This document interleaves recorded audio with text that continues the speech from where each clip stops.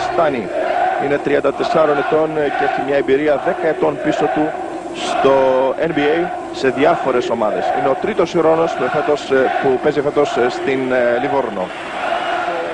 Είναι ο Τζανκάρλο Πρίμο, 60 ετών. Ένα μεγάλο όνομα του Ιταλικού μπάσκετ. Μέχρι το 1979 ήταν προπονητής της Εθνικής Ιταλίας. Τότε παρέδωσε τη θέση του στον βοηθό του τότε και σήμερα ακόμα προπονητή της Εθνικής Ιταλίας, τον Αλεσάνδρο Γκάμπα.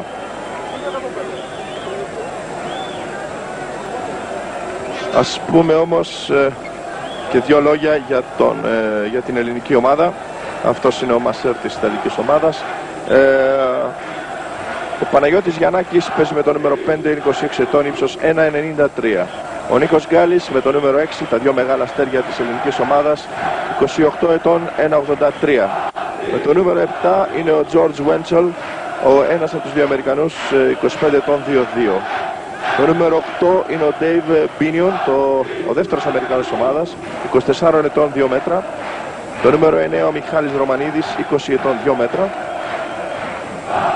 Το νούμερο 10 ο Βασίλης Παραμανίδης, 28 ετών, 1,98. Το νούμερο 11 ο Νίκος Φιλίππου, 24 ετών, 2 μέτρα και 2 εκατοστά.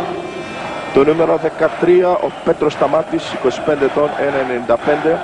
Το νούμερο 14 ο Γιώργος Δοξάκης, 25 ετών, 1,83. Και το νούμερο 15 ο Δημήτρης Κοκολάκης, 36 ετών, 2 μέτρα και 15 εκατοστά. Ο πιο ψηλός παίκτης στην Ελλάδα και ο πιο ψηλός παίκτης του σημερινού αγώνα.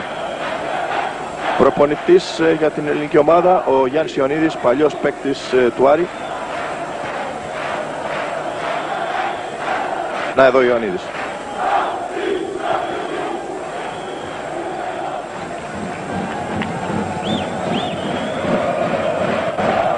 Ο προπονητής του Άρη βλέπω ότι ζητά από την γραμματεία να αρχίσει ο αγώνας.